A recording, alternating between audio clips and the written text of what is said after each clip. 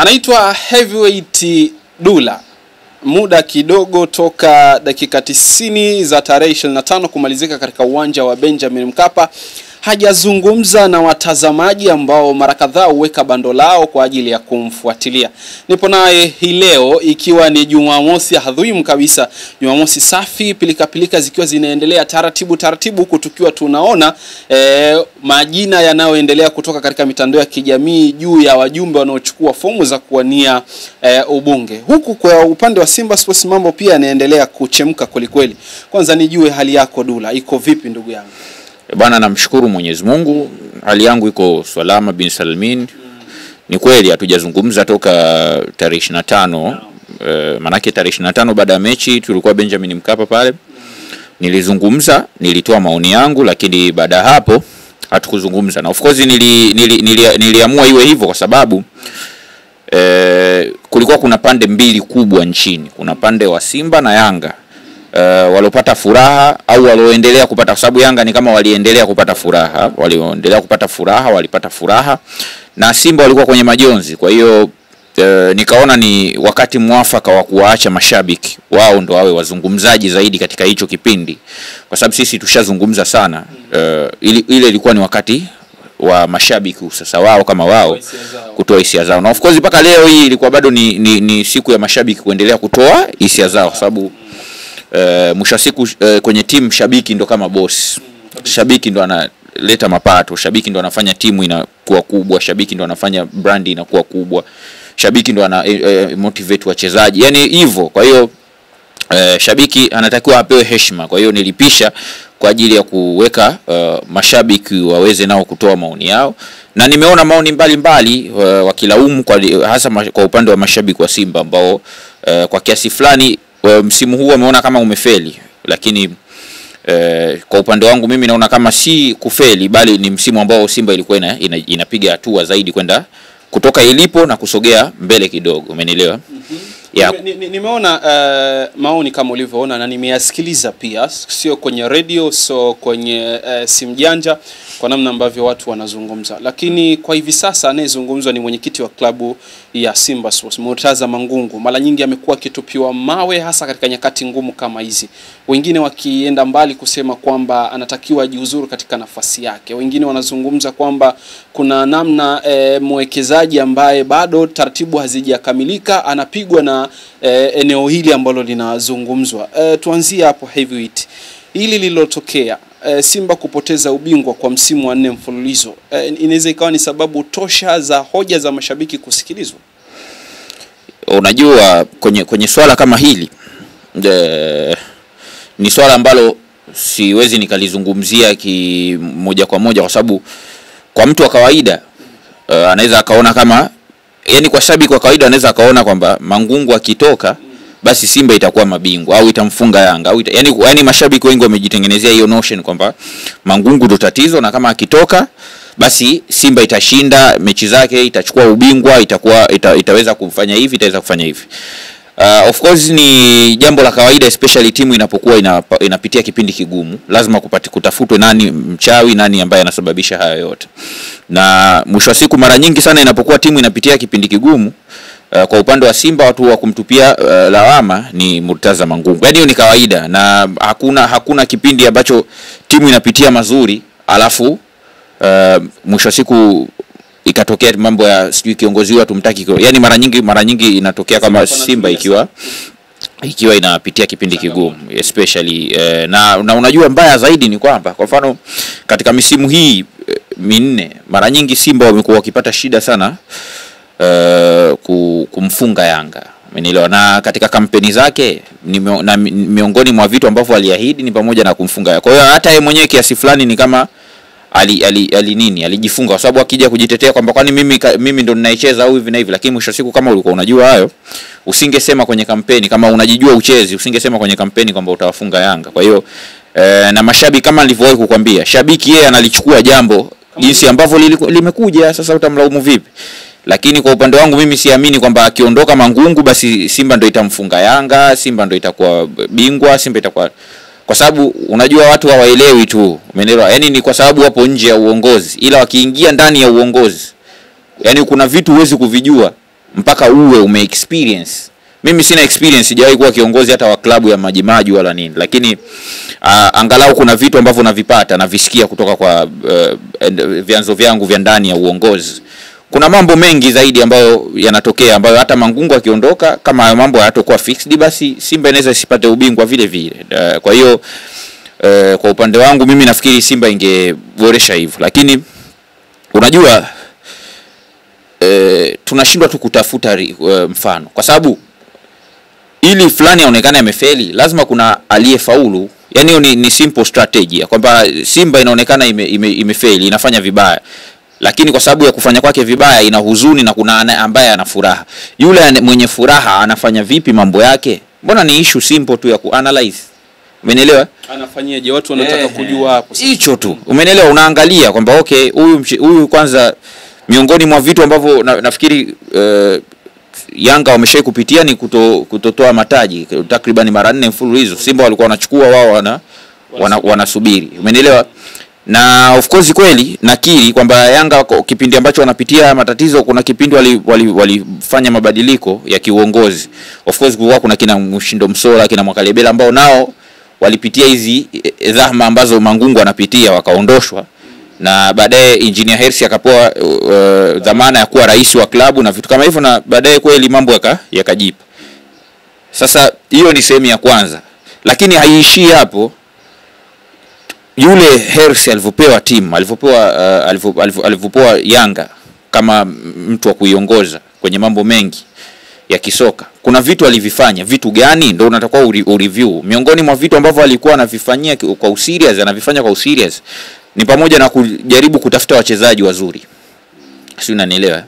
Amejitahidi katika kutafuta wachezaji wazuri, na of course tuambiane ukweli, kuna wachezaji wengi ambao destination yao ilikuwa Simba, na kipindi kile anapewa Yanga ilikuwa haina ushawishi kwenye soka la Afrika, kwenye soka la ndani haina ushawishi sababu ilikuwa haiperform vizuri, lakini alifanikiwa. Pamoja na kwamba Yanga ilikuwa haiperform, lakini alifanikiwa yeye individual alikuwa convince wachezaji wakubwa kuignore Simba na kuchagua kujiunga na Yanga. Nitakupa mfano wachezaji kama Bakari Nondo Mwamnyeto alikuwa na performance nzuri sana kwenye michuano ya CHAN kama sikosei, kabla ya kujiunga na Yanga. Simba walikuwa wanahusishwa kumsajili, lakini yeye alifanikiwa kumshawishi na akajiunga na Yanga. Umeelewa? Kulikuwa kuna mchezaji kama Khalid Aucho ambaye alimalizana na Mekasa kitu kama hicho, na alikuwa free agent, maana alivunja mkataba wake. Alihusishwa na Simba. Umeelewa? Timu ya kwanza kumapproach ilikuwa Simba Sports Club. Lakini huyo Engineer Hersi alipambana, umeelewa, na kujaribu kumshawishi ajiunge na Simba. Kuna interview moja na maanisha na Yanga. Kuna interview moja nilimsikia anazungumza Mukoko Tonombe. Alisema Simba walishai kumapproach. Hawa ni wachezaji wa mwanzo ambao Engineer aliwasajili na wagusia tu kwamba walimapproach, lakini aliona kama userious mdogo, kwa sababu Simba mambo yanakuwa yanapitia process nyingi tofauti na Yanga. Yeye Engineer alisafiri kutoka Tanzania mpaka DR Congo na kwenda kumsainisha mkataba, lakini vile vile alikuwa na uthubutu. Miongoni mwa wachezaji ambao aliwasajili akiwa na uthubutu mkubwa ni pamoja na Stefan Aziz Ki. Umeelewa? Kwa sababu vilabu mbalimbali vilikuwa vinamtaka na aliwasumbua Simba. Aliweza kuwa mchezaji wa kwanza kuwafunga Simba nje ndani kwenye michuano ya kombe la shirikisho barani Afrika. Aliwafunga kwa Mkapa goli moja, akaenda kuwafunga kule pia.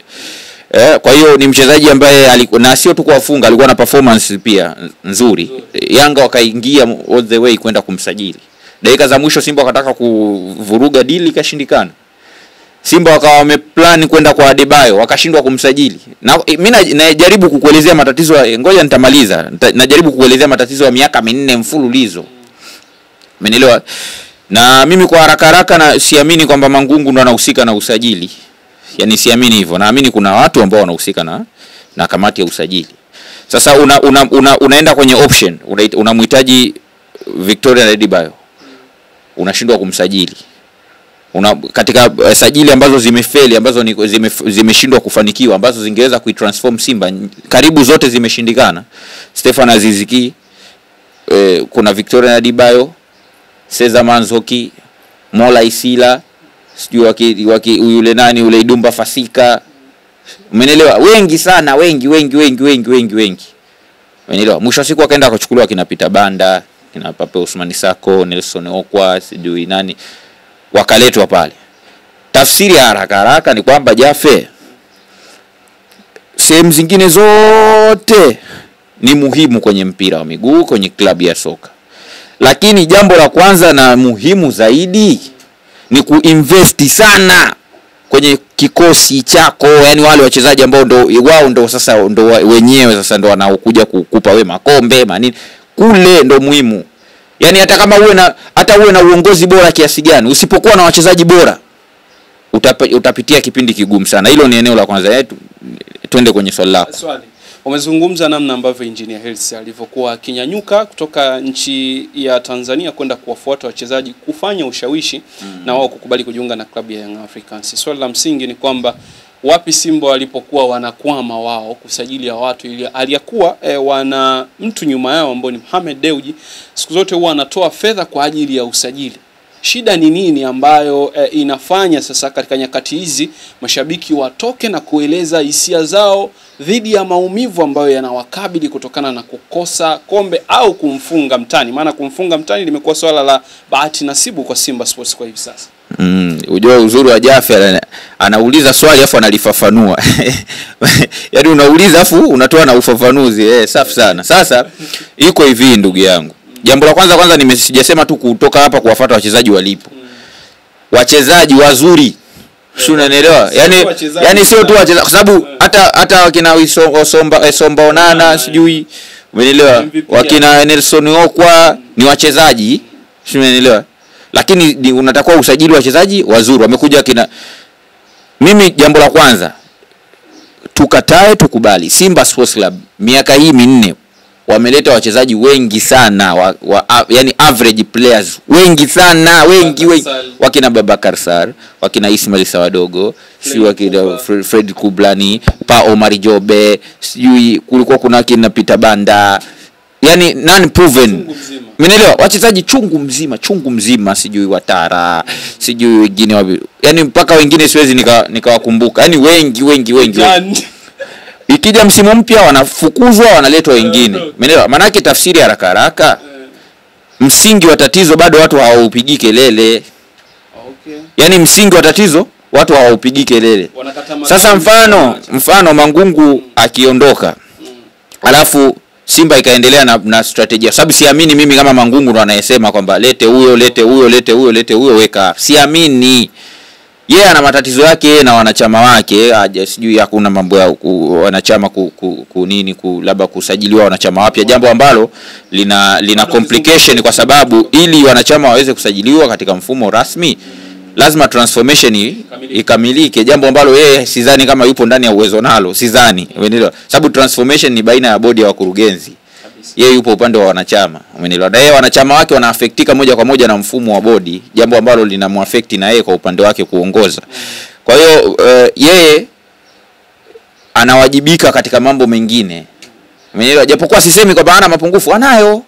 Umeelewa? Lakini mapungufu yake hata kama akiondoshwa bado Simba haiwezi kuwa bora kama hawato deal na msingi wa tatizo.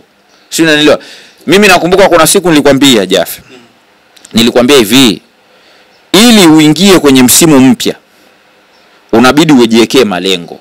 Yale malengo wewe kama timu kubwa, yale malengo hautakuwa nayo wewe peke yako. Kila timu kubwa itakuwa na aim ya malengo kama yako, kama mpo kwenye level moja. Mfano Yanga anahitaji kuwa bingwa na wewe Simba unahitaji kuwa bingwa. Lazima uangalie competition yako. Ushawahi kuangalia movie za kijasusi? Of course miongoni mwa kitu cha kumuini mpinzani wako ni kumuaminisha kwamba yeye ni bora kuliko wewe. Akikuunderestimate na wewe ndo unamcapitalize. Na miongoni mwa vitu ambavyo vilitumika ni pamoja na kutumia majasusi wale ambao wanajua lugha za mpinzani na kuwa inject kwenye kambi ili aweze kukupa wewe taarifa za nini kinachoendelea. Simaanishi kwamba eti sijui achukuliwe Simba yuko kwenye kambi ya Yanga au achukuliwe Yanga yuko kwenye kambi ya Simba. Sina maana hiyo, ila namaanisha hivi. Unatakiwa ujue mpinzani wako ana deal vipi na mambo yake, mbinu zake, aina zake za silaha. Wewe uwezi ukaenda kupigana na Mjerumani na panga. atakupasua kwa sababu yeye ana mashine gani anakupasua, hujafika kwake ashakupasua. Sasa wewe huwezi ukaenda kukabiliana na mpinzani wako akiwa ana bunduki, wewe una kirungu. Sasa Simba unasajili virungu afu Yanga unasajili bunduki, unakuja unamlaumu Mangungu. Sasa hapo kuna nini gani? Kwa sababu mwisho siku kinachoamua ndani ya pitch, watu wabidi wajifunze ndani ya pitch ndio watu wanacheza.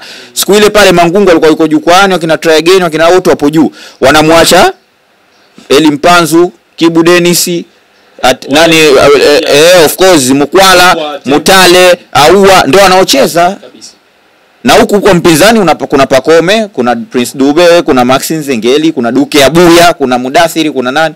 Sasa hapo Mangungu anahusika vipi? Lakini mfano ndo Simba ipo pale. Kikosi cha Simba kina watu kweli. Umenielewa? Automatically wangeweza kushinda mchezo. Sasa kabla hujaja kwenye swali la ufafanuzi namalizia ni kwamba msimu huu kwa bahati mbaya sana Simba wameshindwa kutoa ubingwa, ilhali Yanga hawakuwa kwenye kilele cha ubora wao. Si unanielewa? Yanga hawakuwa, pamoja na kwamba Yanga hawakuwa kwenye kilele cha ubora wao, lakini still quality yao ile ambayo imepungua kiasi fulani, haijapungua kiasi cha kufikia upgrade ya Simba. Simba wameji upgrade, lakini ku upgrade kwao bado hakujafika level hata ya Yanga iliyopungua ubora. Si unanielewa point yangu? Sasa tukidili na msingi wa tatizo, sajili wachezaji wazuri. Lakini unajua kwa nini Simba inashindwa kusajili wachezaji siwezi nikasema wanashindwa kusajili wachezaji wazuri. Wanaweza kusajili wachezaji wazuri, lakini kinachofanya wao wanazidiwa au wanakwama, mfano wakiwa wanagombania mchezaji kwenye 1v1 na Yanga, ni kwa sababu Simba kuna process nyingi, mpaka mchezaji asajiliwe kuna sehemu nyingi sana, kuna mambo kuna vitu vinapita, sijui nikwambie vipi ndo bailai, lakini ni kwamba kuna process nyingi sana Simba unabidi zipitiwe mpaka mchezaji asajiliwe, tofauti na Yanga. Yanga wako very direct. Engineer Hersi akienda kwa mchezaji anaongea naye, anamalizana naye, anampa mkataba close. Simba huku ipite huku, sio kwa huyu ipite kwa huyu, mkataba uchukuliwe, utumiwe email kwa fulani, sio ufanye hivi a review.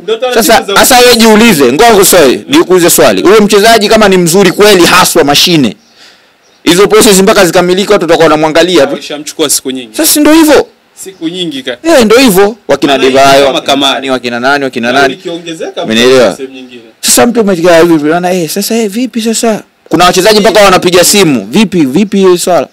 Sasa hapa tumemtumia sijui nani, akiconfirm okay. Basi sasa yeye anapata ofa nyingine, wazani anafanya nini? Anaondoka.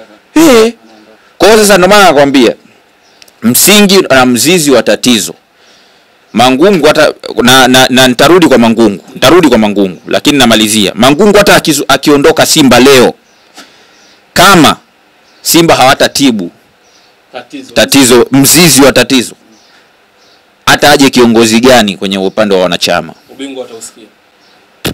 Umemzungumzia Engineer Hersi, amechukua fomu ya kuwania ubunge ama kugombea ubunge katika jimbo la Kigamboni. Kwa upande wa Young Africans ndio master plan.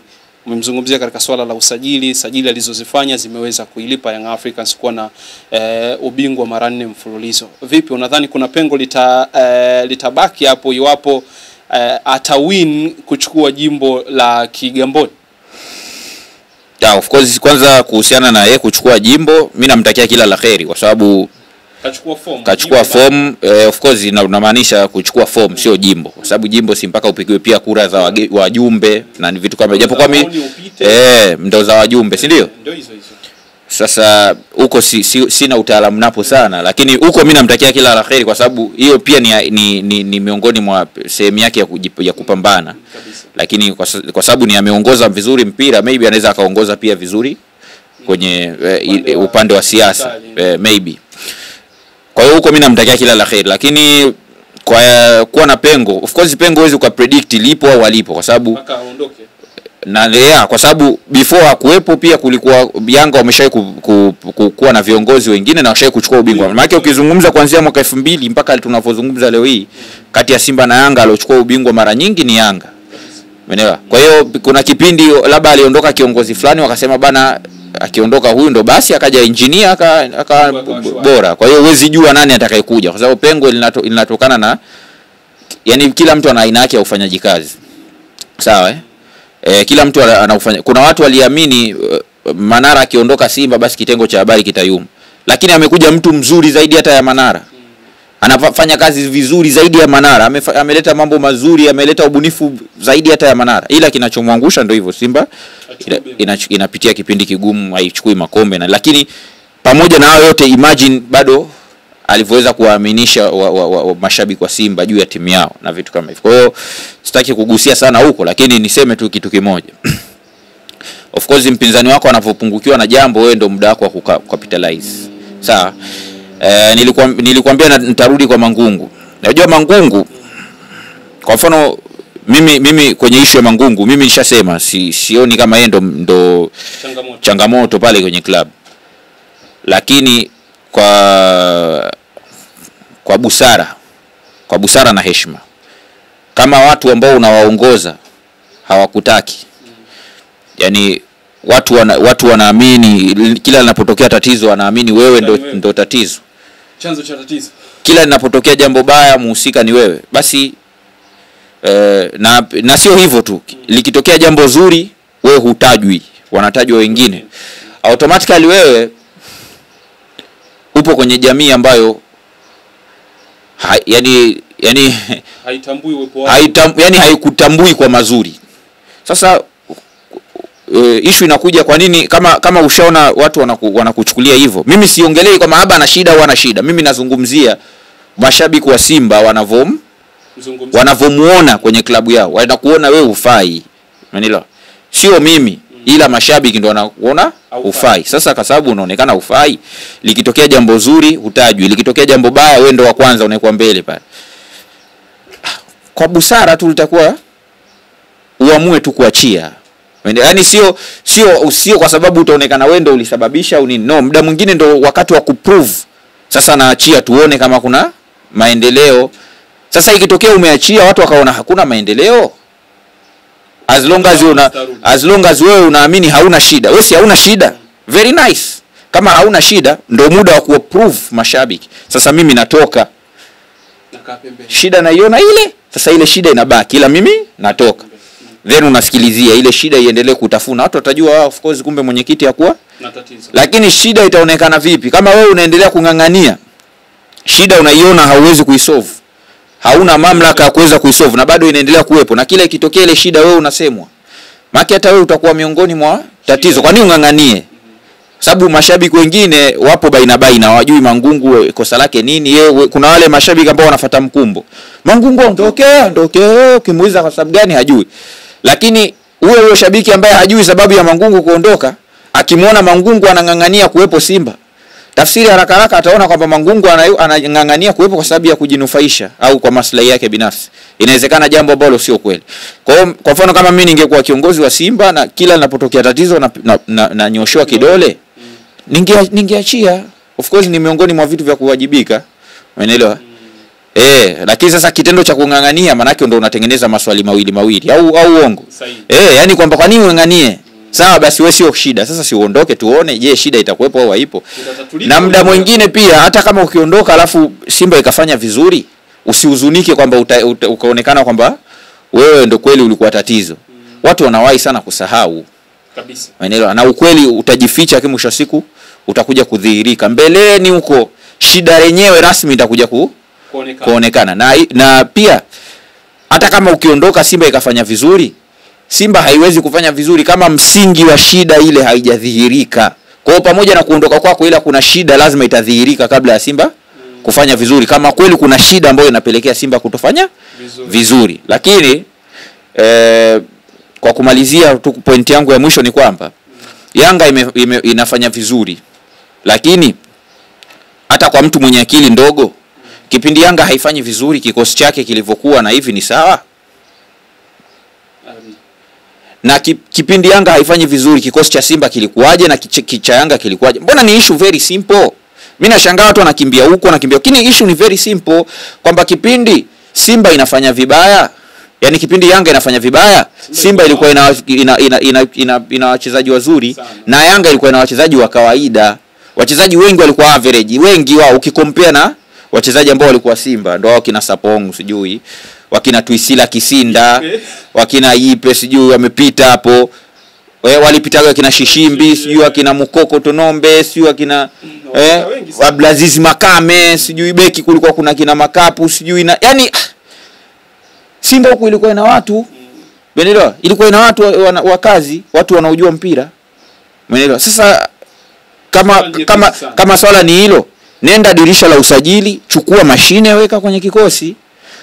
Unajua unavokuwa na wachezaji wazuri, mashine zile, haya mambo mengine ya mje uwanja yanakuwa smooth. Ukienda kwenye kamati mambo yanakuwa smooth. Kwa sababu huwezi ukaenda kwenye kamati ukataka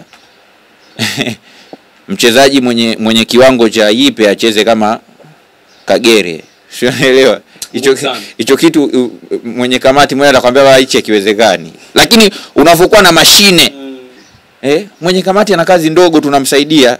Sasa kikosi chako cha kawaida, nje ya uwanja pia shida. Sasa hapo mwisho wa siku hivyo. Lakini mimi kwa upande wangu siwezi nikatem kama huu msimu kwa Simba ni failure, kwa sababu wame improve, wamefika finali ya kombe la shirikisho, kwenye ligi imekuja kuamuliwa kwenye final stage na nini.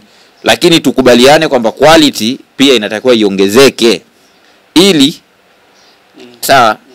hii paliposhindikana, kama uwezo ukabaki hivi ukasema msimu ujao kwa sababu tulishindwa basi hao kwa sababu washazoea na nini watatupeleka. Hakuna, lazima uongeze quality hapa palipofikia. Kama ishafika 70%, hakikisha unapambana kupata zingine 25%, hiyo at least 95% ya quality unakuwa umemaliza. Lakini hivi mangungu nani sawa, kila mtu na maoni yake, lakini bila usajili mzuri, bila quality, bila kuwa na protocol na procedures ambazo zina favor Simba kwenye mambo ya usajili. Mimi naamini kwenye usajili, kwenye kuinvest ndani ya ile squad yenyewe, wachezaji bora, technical bench bora, mazoezi bora, semi environment bora. Mimi naamini huko. Umeelewa? Jambo ambalo mimi ndio hivyo. Yaani mimi mtu hata aje nipigie kelele kiasi, hata aje nani bila huko. Wakiendelea sababu mimi siku zote nasemaga kitu kimoja, samani kama tunazidi kurefusha mada, lakini siku zote na kauli yangu moja. Mchezaji anaweza akawa mzuri kwa matakwa yako wewe, lakini huyo mchezaji jicompare kwa wewe unayemwona mzuri kwa mpinzani wako, anaweza akaanza. Uwezo ukawa na mchezaji ambaye anaanza kwenye first 11 yako alafu anashindwa kuanza katika timu kubwa zingine mbili.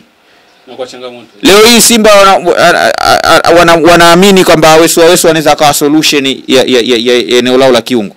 Joshua Mutale wanaamini kwamba ni mchezaji wa kucheza Simba, anaaminiwa kwenye mechi za derby, ana perform mechi ya leo, anampa praise mechi inayokuja. Anaboronga watu tukisema kwamba ni mchezaji average, tunaonekana sisi hatujui mpira. Si unanielewa? Unaamini kabisa kwamba Joshua Mutale anaweza akawa mchezaji sahihi kwa Simba. Unaamini kabisa hivyo. Umeelewa? Unaamini kabisa huyu Mkwala ndo striker amewa kunipa makombe 3 ndani ya msimu mmoja wa ligi. Unaamini hivyo, yani completely, yani kwamba amefunga magoli 14. Basi very nice, alitakuwa baki Kublan, alikuwa na namba nzuri vile vile. Katoka huko Zambia kafunga goli 14, kawa top scorer, kaja huko kafunga goli 7. Si angebaki.